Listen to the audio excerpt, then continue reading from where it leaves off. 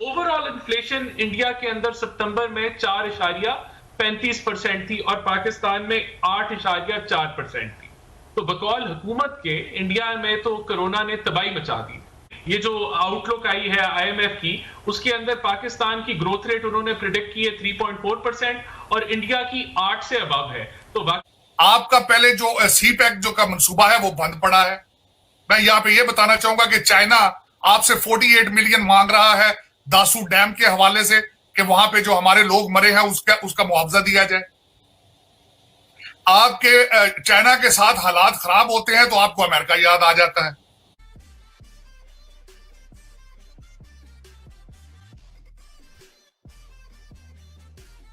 पाकिस्तान के अवाम इस वक्त मुल्क की तारीख की बदतरीन महंगाई का सामना कर रहे हैं। जो जो महंगाई बढ़ रही है, हुकूमत की मकबूलियत गिरती चली जा रही है। डॉलर 171 रुपये से ऊपर जा चुका है, जिसकी वजह से मुल्क में महंगाई का सुनामी आ चुका है। अवाम रिलीफ के लिए पुकार रहे हैं, मगर हुकूमत की तरफ से सिर्फ एक ही जवाब है कि दुनिया भर में महंगाई बढ़ी है, जिसका असर पाकिस्तान पर भी आया है। जबकि मुल्की सियासत में तलखियाँ बढ़ती जा रही हैं, एक दूसरे पर जादू टोने, जिन्नात और चुड़ैलों के हवाले से इल्ज़ामात लगाए जा रहे हैं। सबसे पहले तो ये जो तासर हुकूमत दे रही है कि महंगाई दुनिया भर में जो है वो बहुत ज्यादा हो रही है, ये गलत है। मैंने अभी ये प्रोग्राम से पहले इंडिया के फिगर्स जो हैं वो निकाले। जो फूड इन्फ्लेशन थी सितंबर के महीने में, ये जो अभी पिछले महीना गुजरा है सितंबर का, वो लेस देन 1% थी। 1% से भी फूड इन्फ्लेशन कम थी। पाकिस्तान में 10.8 थी। अगस्त में ये 3.11 थी इंडिया के अंदर, और पाकिस्तान में 10.2 थी। ओवरऑल इन्फ्लेशन इंडिया के अंदर सितंबर में 4.35% थी और पाकिस्तान में 8.4% थी। तो बकौल हुकूमत के इंडिया में तो कोरोना ने तबाही मचा दी। तो ये क्या वजह है कि पाकिस्तान के अंदर जो है वो महंगाई पूरे खित्ते में सबसे ज्यादा है। अब या तो इसको ये झुटला दें या ये इसको तस्लीम कर लें। अब आज बैठे जिधर हम हैं और अगले 4 या 6 महीने को जो हम देख रहे हैं, तो जो मुख्तलिफ माहिर माशियात है वो बात कर रहे हैं कि डॉलर जो है वो 200 तक भी जा सकता है, जो तेल है वो 150 तक भी जा सकता है। तो मैं तो समझता हूं अभी तो पाकिस्तानी अवाम 3 साल से थक चुकी है और जो इन्फ्लेशन है वो दुगनी स्पीड पे बढ़ रही है और जो इनकम है वो आधी स्पीड पे भी नहीं बढ़ रही। बिजली को सिर्फ आप उठा के देख लें, इस वक्त दुनिया में सोलर जो है वो 2.5 रुपये मीन्स 2.5 रुपये यूनिट पे आपको सोलर की बिजली अवेलेबल है। लेकिन आप 25 से 27 रुपये यूनिट वाली बिजली जलाने के पाबंद हैं, क्योंकि इन्होंने 15 से लेके 20-25 साल तक के मुआहदे किए हैं और ऐसी महंगी बिजली जो है वो दे के गए हैं। हालांकि यही पैसा यही उधार ही उठा के ये बजाय इस तरफ लगाने के, और ये इतना जुल्म हुआ है, आपको मैं क्या बताऊं कि वो जो लगे थे इनके पावर प्लांट्स, उन पावर प्लांट्स में भी ओवर इन्वॉइसिंग की गई, इन्वेस्टर के अपने जाती पैसे खर्च ही नहीं हुए। लेकिन अपना इब्राहिम खान साहब, आपकी गवर्नमेंट ने आने से पहले तो यही कहा था कि इन मसाइल को हल करेंगे, आवाम को रिलीफ देंगे, लेकिन 3 साल से ज्यादा का अर्सा गुजर चुका है और आवाम आपको पता है महंगाई से तंग है। तो अगर इलेक्शन में आप इसी तरह पहुंचेंगे तो क्या पजीराई मिलेगी? कोविड की वजह से पूरी दुनिया की जो माशी हालत है वो बदतरीन हुई है। हर चीज दुनिया में इस वक्त महंगी हो रही है। महंगाई का तो तूफान पूरी दुनिया में आया हुआ है।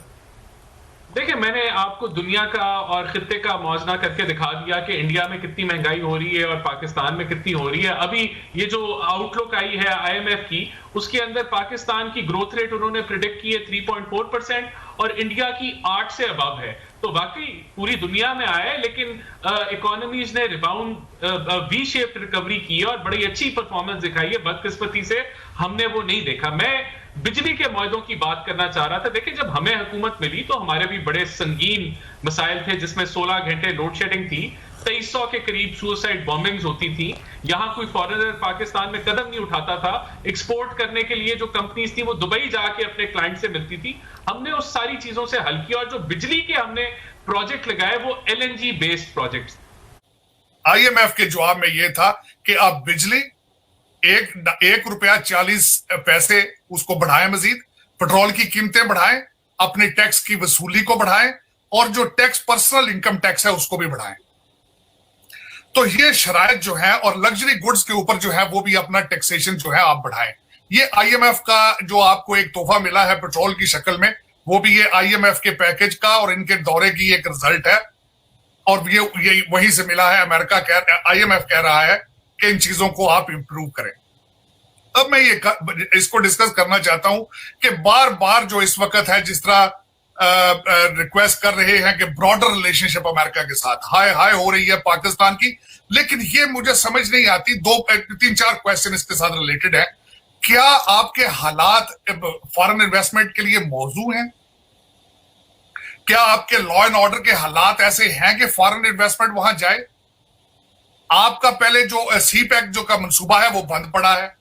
मैं यहां पे ये बताना चाहूंगा कि चाइना आपसे 48 मिलियन मांग रहा है दासू डैम के हवाले से कि वहां पे जो हमारे लोग मरे हैं उसका मुआवजा दिया जाए।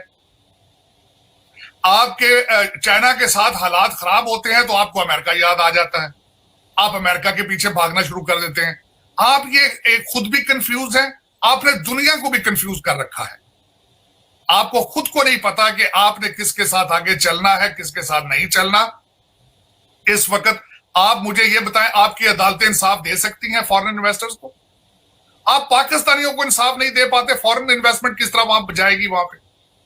और इस वक्त हालात ये चल रहे हैं जो आलिया, जो मैं बताना चाहता हूं, जिस तरह कहते हैं शिप के हालात खराब होते हैं तो चूहे सबसे पहले भागना शुरू हो जाते हैं।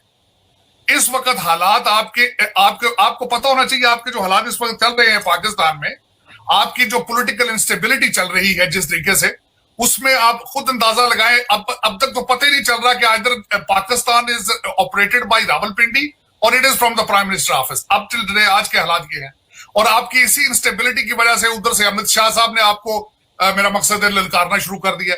आप ना सिर्फ इकोनॉमिक, आप पॉलिटिकल, इकोनॉमिक, स्टेबिलिटी, डिफेंस, हर चीज से कमजोर नजर आ रहे हैं।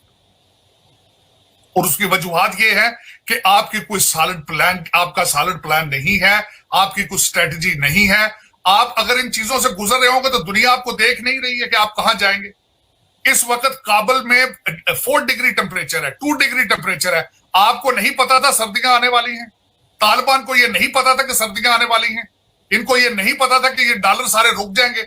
मुझे अफसोस के साथ ये कहना पड़ रहा है कि अगले दिन मिडिल ईस्टर्न आय के अंदर हमारे खास साहब ने इंटरव्यू में दिया कि उन्होंने कहा 70% अफगानिस्तान का बजट फॉरेन एड पे है। तो आपको 70% डॉलर चाहिए। सारा मुल्कों के जो बजट होते हैं वो इमदाद के ऊपर मुल्क नहीं चलते। अगर आप तालिबान या अफगानिस्तान से इतने मुखलस हो तो उनको इंफ्रास्ट्रक्चर बना के दें, उनको टेक्नोक्रेट वहां पे भेजें।